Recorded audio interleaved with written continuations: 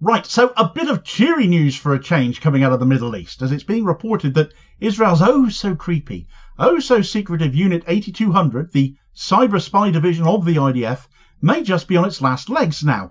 And what makes this story all the more delicious is it appears to be entirely self-inflicted. Of all the ranks of the IDF and how they have conducted themselves over the last 14 months since the night of October 7th and Israel's assault on Gaza thereafter, Unit 8200 has come in for particular criticism in its failings. And when you consider it is also actually the largest single unit in the IDF, and what former members of this unit have gone on to do, the work they've gone into around the world, people really ought to know a lot more about this division of the IDF and why it matters so much that the crisis it is in is absolutely a cause for celebration. Right, so Unit 8200 is in significant bother and has been coming in for a lot of criticism in Israel itself for numerous failings, actually going back to well before the events of October 7th, and they've been adding up to the point the unit may now be verging on collapse from within. Cyber spy civil war, and that can't come soon enough. Unit 8200 is the cyber spy division of the Israeli Defense Forces, and for the most part we don't really know what activities exactly they get up to, what they actually carry out, because the nature of their job is to be quite secretive.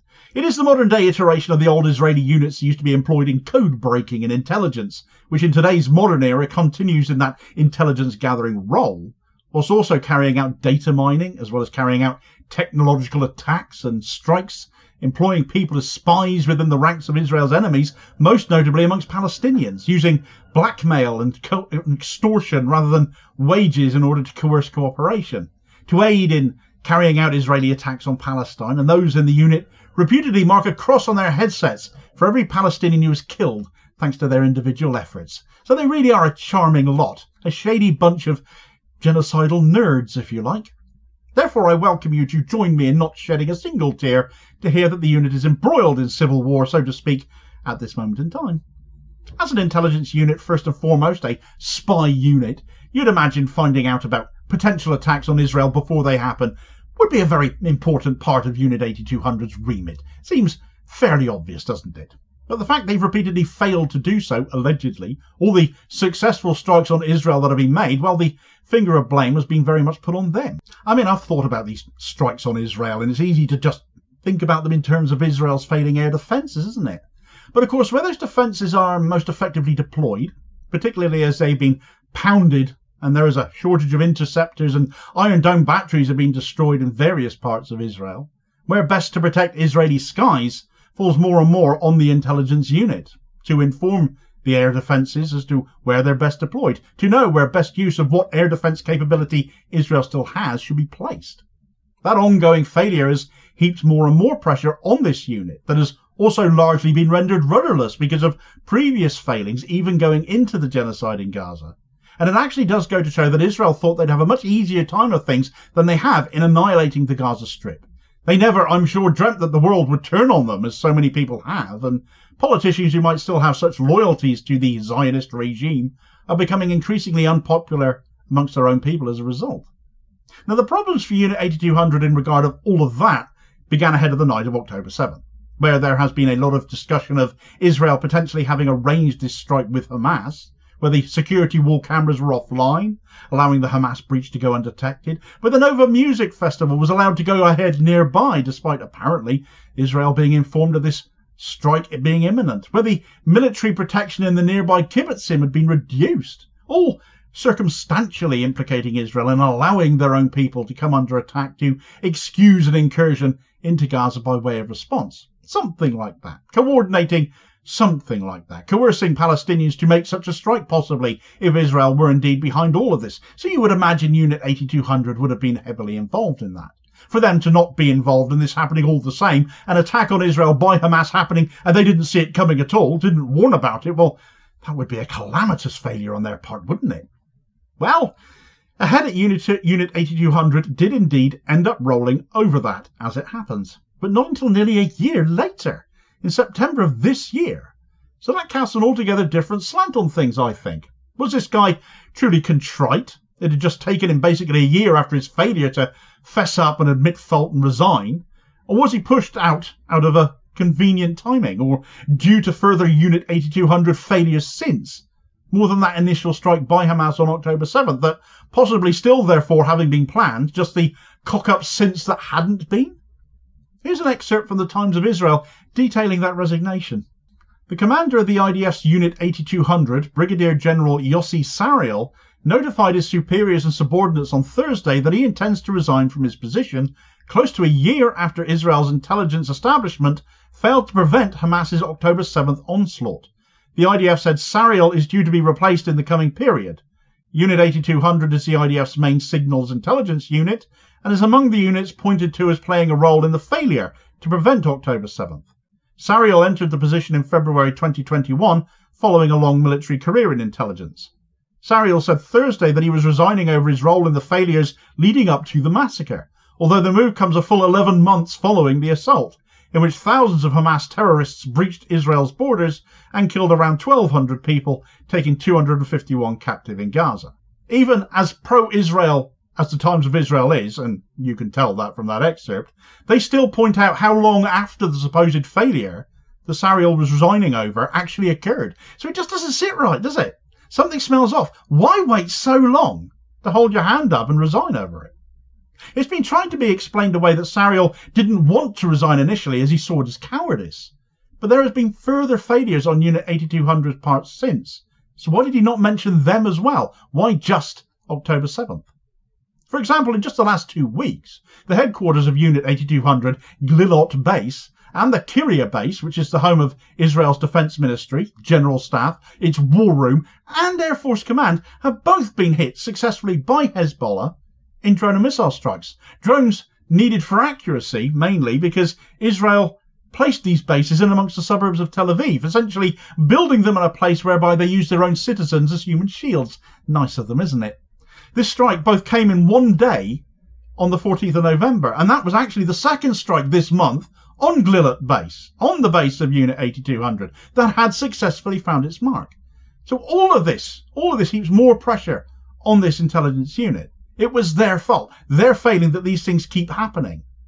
And then there was the infamous pager attack in Lebanon, of course. Unit 8200 was apparently behind that as well. But with all the collateral damage caused by such an indiscriminate attack, that simply won Israel even more global condemnation. And rightfully, it was a terror attack, pure and simple, and certainly didn't do anything in practical terms to slow Hezbollah down from ongoing strikes on Israel.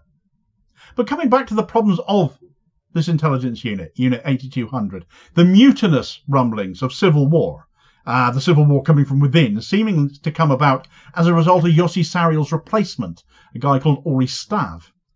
3 Unit 8200 officers, senior officers, have spoken to US news outlet Axios. There might be a reason for that, which I'll come on to, which have implicated Stav and not Sariel as being at fault for the failure to predict the events of October 7th. Now, is this just discontent of officers who were close to Sariel and aren't keen on Stav, or is there more to it?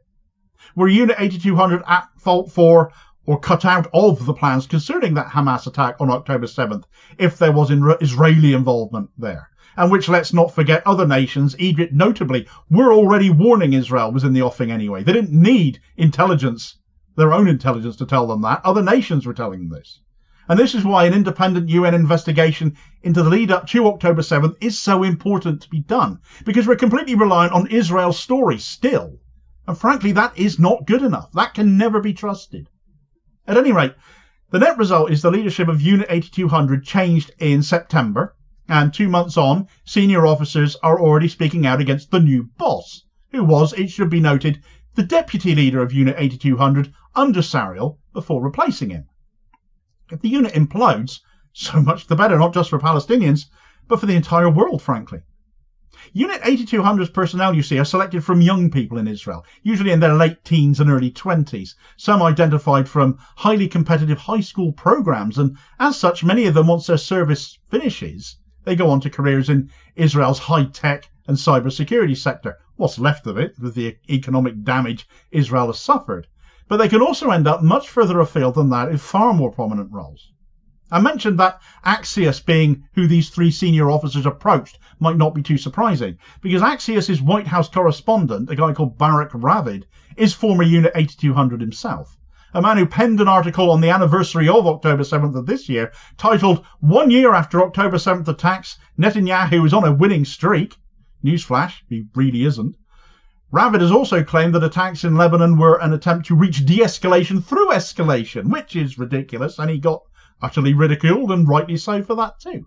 He also hailed that pager attack as a success instead of terrorism, as globally it was condemned as. We're not immune from Unit 8200 in the UK either. Keir Starmer, long before he became Prime Minister, and well, right in the middle of his Labour purges, and also around the same time a lot of party staff were being made redundant, took on a Unit 8200 spy called Asif Kaplan, who is, as far as we're aware, still working for the Labour Party. He was employed to monitor social media. He was the guy in charge of ostensibly looking to find excuses to purge left-wing Labour members, it's widely surmised.